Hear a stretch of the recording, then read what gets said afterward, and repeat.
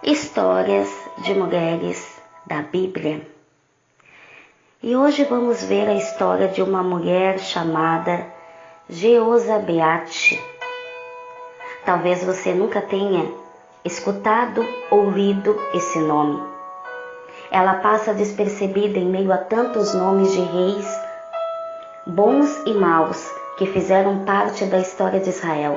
É interessante que, embora essa mulher seja quase anônima, ela teve um papel muito importante na história do povo de Deus.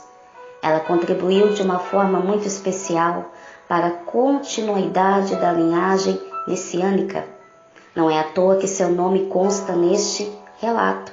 Em meio a tantos acontecimentos importantes, nesse período, Jeozabeate quase não é vista, mas ela está lá, cumprindo aquele nobre propósito para o qual Deus havia chamado, e temos muito a aprender com ela.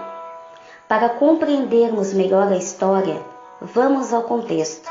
Deus havia prometido a Davi que seus filhos guardassem o seu caminho e andassem fielmente perante a sua face de todo o coração, então nunca faltaria um sucessor a Davi no trono de Israel. Em outras palavras, o reinado de Davi seria para sempre, por meio de seus descendentes. Sabemos que essa promessa se referia objetivamente a Jesus e se cumpriu nele, pois ele foi o descendente fiel que foi totalmente fiel à aliança.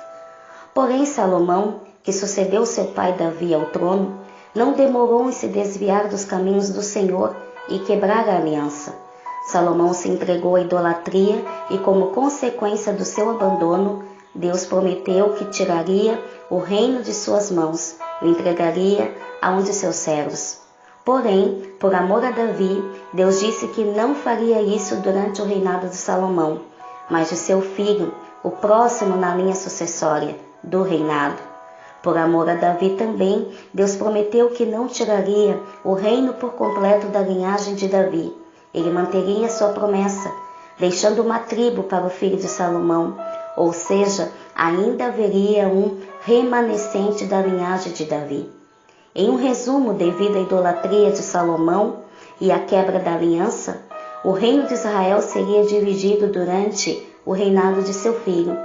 Deus também já havia escolhido quem assumiria a outra metade do reino, um jovem chamado Jeroboão, servo de Salomão. Os anos passaram e, após 40 anos de reinado, Salomão morreu em seu lugar. Reinou Roboão, seu filho.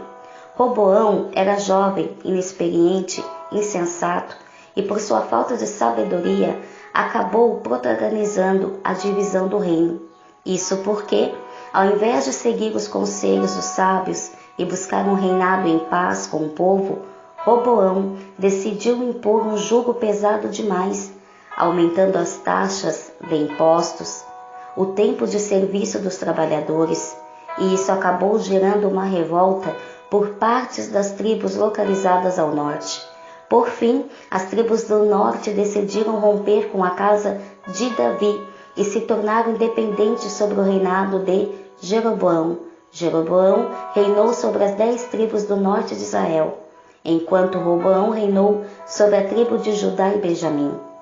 Por isso, em 1 Reis e 1 Crônicas, vemos a relação dos reis que reinaram simultaneamente em Judá, Reino do Sul, e em Israel, Reino do Norte.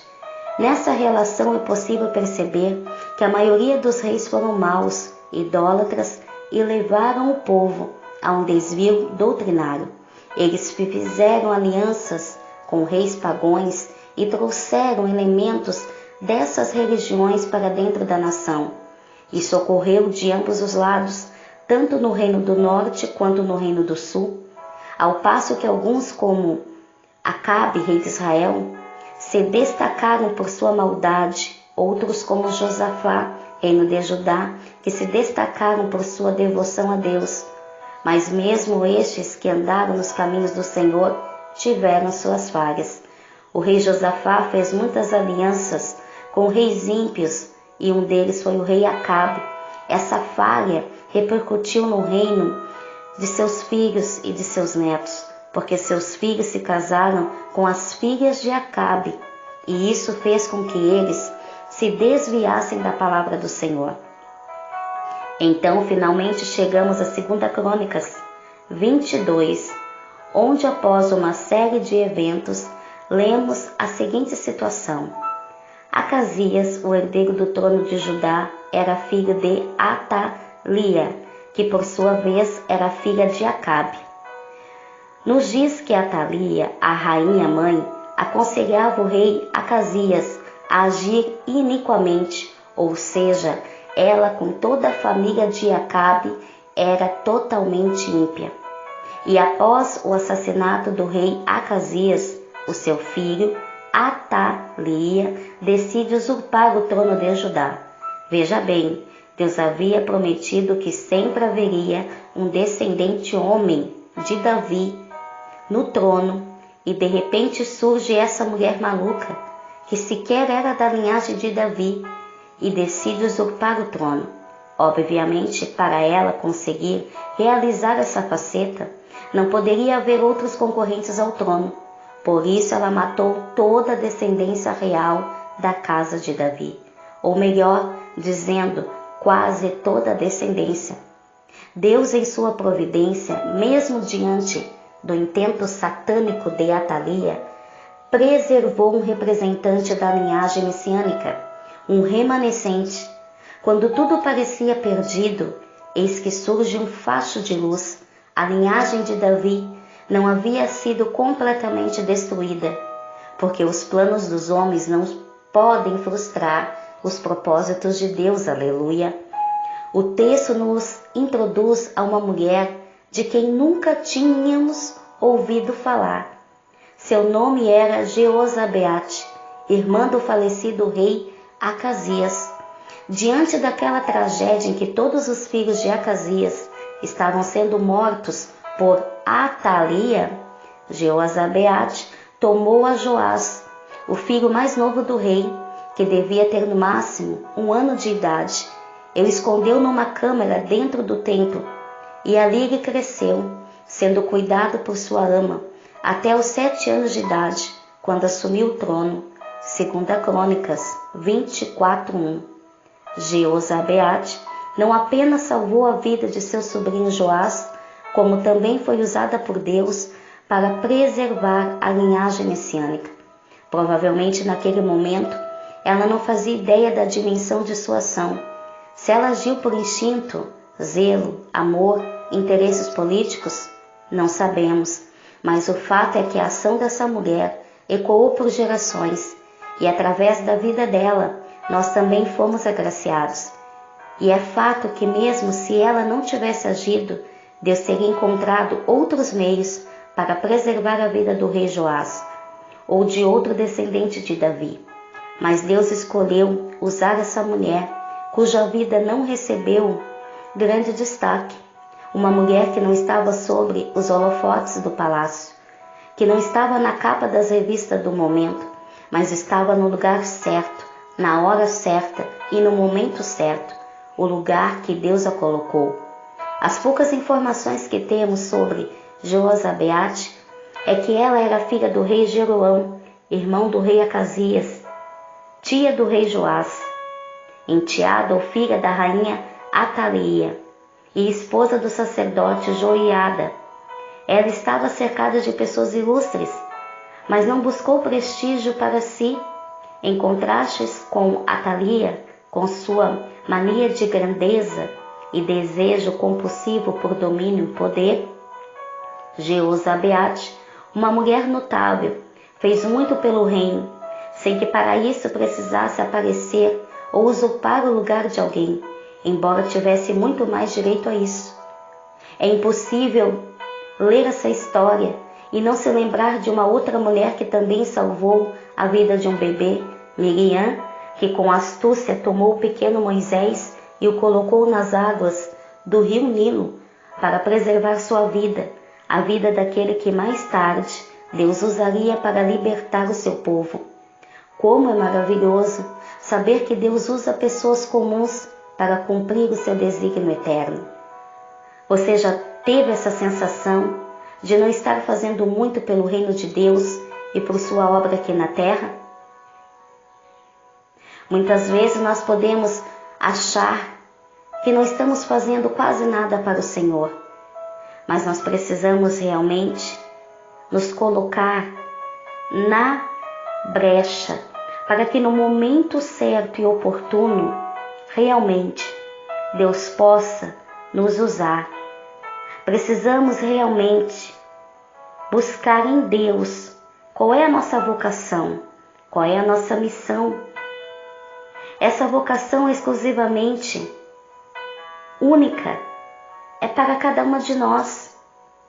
Ela pode parecer pequena aos olhos das pessoas, mas para Deus é importante a maneira como Ele te usa.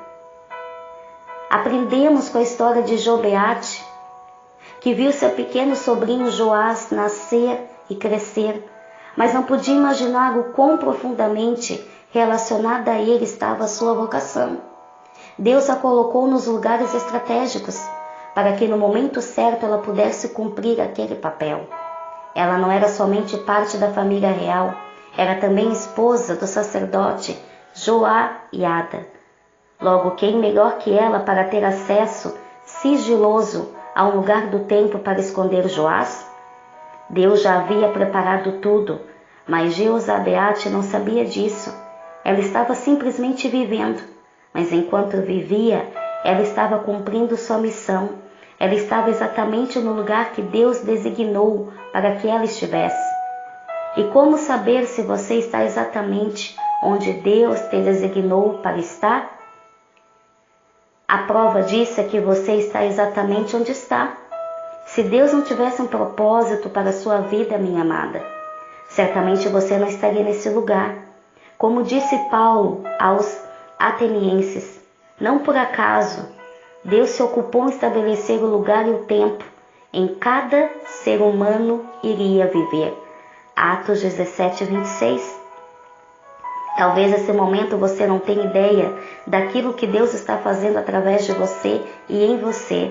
Talvez em certos momentos suas ações e sua vida parecem insignificantes, mas os planos de Deus nunca são insignificantes. Pode parecer ordinários, quem sabe para muitos, mas eles vão muito além da nossa percepção. Por vezes nós nos dedicamos em algumas áreas e no fim das contas parece que o que fazemos não está produzindo fruto nenhum. Todo o nosso esforço parece inútil e pequeno, mas o apóstolo Paulo disse que no Senhor o nosso trabalho nunca é vão. Absolutamente nada do que fazemos é insignificante para Deus. Até mesmo o simples ato de dar um copo de água ao necessitado ou doar roupas a quem precisa é algo significativo no reino espiritual. Em cada ação estamos sendo instrumentos de Deus neste mundo, quer percebamos isso ou não, quer os outros percebam e reconheçam isso ou não. Dedicai-vos dia após dia à obra do Senhor, plenamente conscientes de que no Senhor todo o vosso trabalho jamais será improdutivo. 1 Coríntios 15, 58. A história de Jeozabeate também nos faz refletir sobre como Deus se agrada de usar pessoas que por vezes não têm um papel principal, elas são apenas coadjuvantes. Jeozabeate é uma delas. O seu papel não é o principal da história, mas isso não é problema para ela. Ela cumpre o seu papel, dando suporte para que todo o enredo se desenvolva. Embora seu nome não esteja entre os mais famosos da Bíblia, ela serviu ao propósito de Deus. Que sejamos mulheres como Jeozabeate. Nosso desejo não seja por reconhecimento, holofotes, títulos, mas por fazer a vontade de Deus, seja onde for, como for e quando for. No Senhor o nosso trabalho nunca é vão e tem grande valor para Deus. Não busque grandeza para si, busque servir a Cristo. Floresça exatamente aí, aonde você está, plantada, porque toda a terra faz parte da obra do Senhor. Que o Senhor nos abençoe em Cristo Jesus. Amém? Graça e paz.